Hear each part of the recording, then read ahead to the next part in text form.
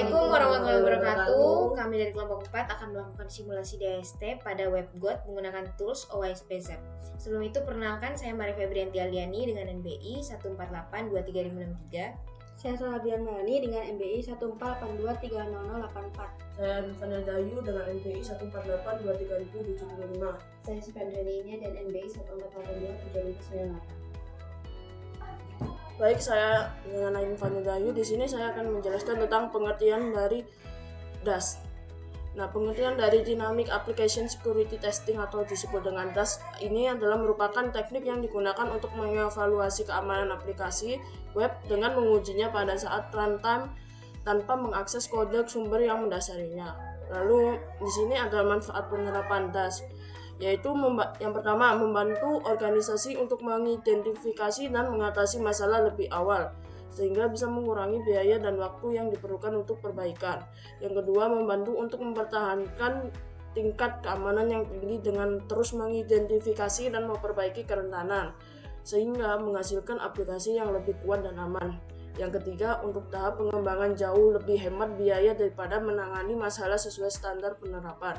Yang keempat, memungkinkan pengujian keamanan yang konsisten dan berkelanjutan tanpa intervensi manual.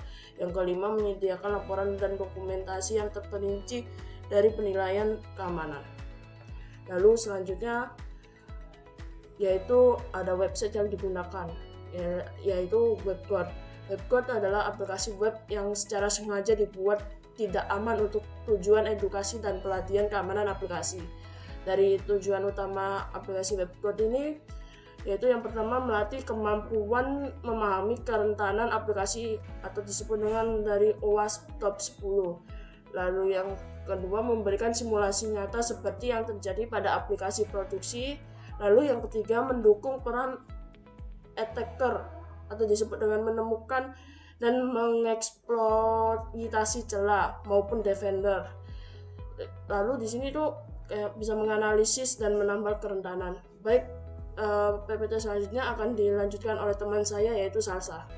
Jadi tools yang digunakan untuk melakukan simulasi ini adalah OSPZ, Zit Attack Proxy, atau aplikasi keamanan open source dari OSP yang digunakan untuk mendeteksi kerentanan keamanan pada aplikasi web secara otomatis dan bisa juga manual.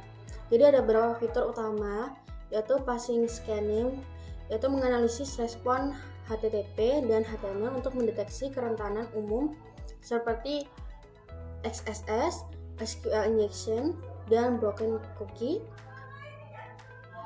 Terus ada active scanning, ini melakukan serangan otomatis terhadap aplikasi web untuk mendeteksi kerentanan yang lebih kompleks seperti cross-site request forgery dan XML internal entity.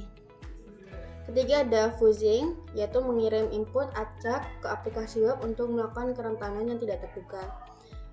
Keempat ada spidering, jadi di Zap dapat melakukan menjelajahi situs web yang Anda petakan melalui URL, parameter, dan cookie untuk melakukan cakupan pengujian yang lebih lengkap.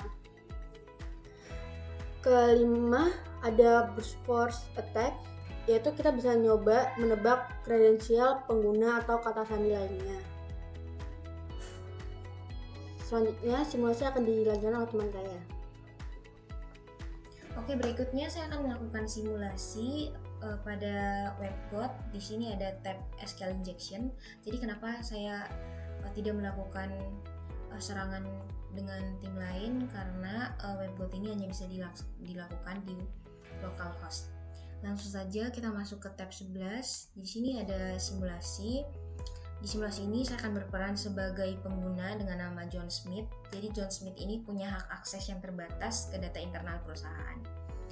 Jadi aplikasi ini mengharuskan pengguna untuk memasukkan nama dan TAN. Jadi TAN itu adalah Transaction Authentication Number yang berfungsi untuk mengakses informasi internal perusahaan.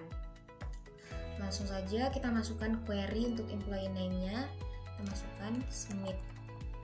Lalu untuk Transaction Authentication Number-nya kita masukkan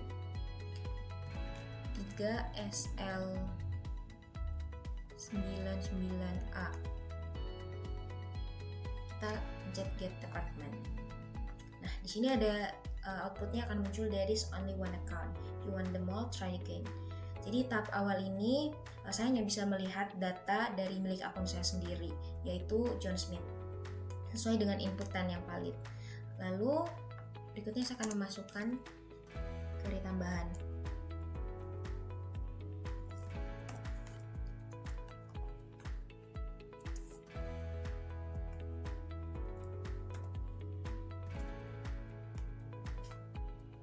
Lalu pencet get department. Setelah get department, maka outputnya akan muncul you have succeeded. Jadi dengan memanfaatkan kelemahan aplikasi yang tidak memfilter input pengguna, saya melakukan serangan SQL injection dengan memanipulasi input dan menggunakan tambahan query seperti or, yaitu 1 petik plus sama dengan 1. Jadi kondisi 1 sama dengan 1 ini selalu bernilai benar, di mana query tidak hanya mengembalikan data milik John Smith atau saya, tapi juga seluruh data dari tabel employees, yaitu seperti tabel berikut ini. Jadi hal ini menunjukkan bahwa aplikasi tidak melakukan validasi input dengan baik dan sangat rentan terhadap SQL injection. Baik, selanjutnya di sini saya akan melanjutkan dari simulasi untuk DSD-nya setelah dilakukan serangan oleh teman saya sebelumnya. Setelah serangan yang dilakukan itu, selanjutnya saya akan melakukan automate scan. Jadi nanti dimasukin URL-nya, URL webguide-nya dimasukin lalu di scan. Ini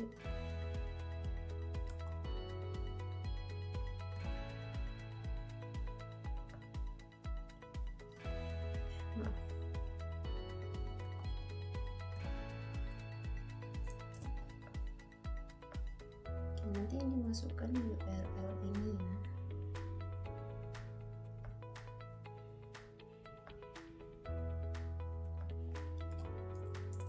Ini baru dihapus. Terus saya dilakukan attack.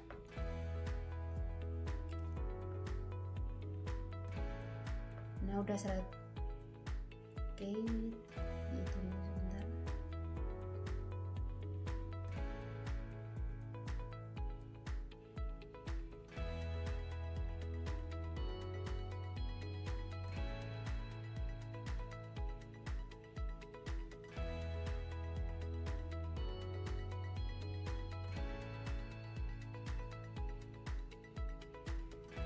Oke, nah di sini udah terdeteksi ya serangan SQL injection-nya yang tadi dilakukan. Itu untuk alertnya. Jadi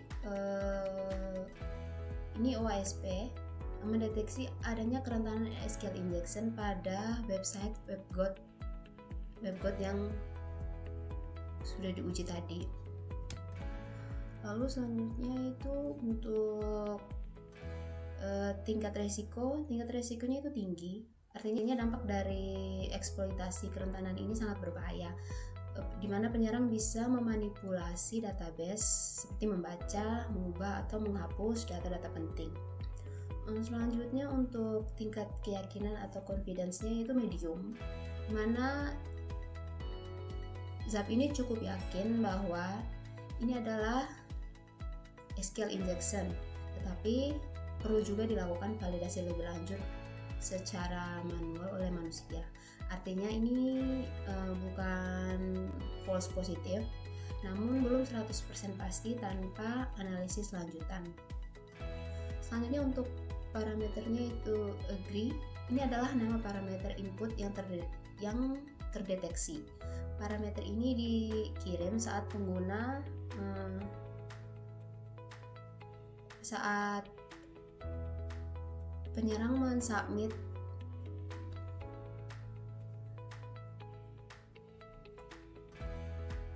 lalu selanjutnya untuk attack payload ini merupakan string yang disisipkan penyerang ke dalam input. Jika string ini berhasil, sistem akan menganggap input valid meskipun seharusnya tidak. Lalu kalau untuk common weakness enumeration sama Web Application Security Consortium ini kode standar untuk SQL injection. Ini merupakan kode standar untuk SQL injection. Lalu untuk deskripsinya, SQL injection may be possible, artinya SQL injection ini kemungkinan besar bisa dilakukan pada endpoint ini.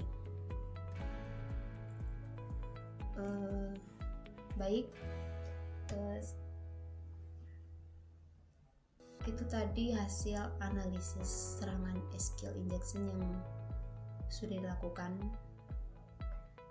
Terima kasih. Setelah diketahui terjadinya serangan SQL injection pada aplikasi ZAP, solusi yang dapat digunakan adalah mengimplementasikan Web Application Firewall, yaitu kita bisa menggunakan firewall seperti Mode Security untuk mendeteksi dan memblokir pola serangan SQL injection. Kedua, menambahkan rules untuk mendeteksi karakter aneh dalam input.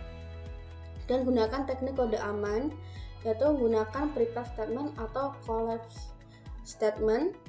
Untuk ASP, gunakan undo comment objects dengan pengecekan tipe kuat. Hindari penggabungan string ke dalam query SQL. Keempat, jangan gunakan EXC atau EXC intermediate atau query dinamis berbasis string. Kelima, gunakan storage produce tapi tanpa menggabungkan string. Jadi itu sekian solusi dari kami, dan sekian dari simulasi kelompok 4. Mohon maaf jika ada salah. Terima kasih.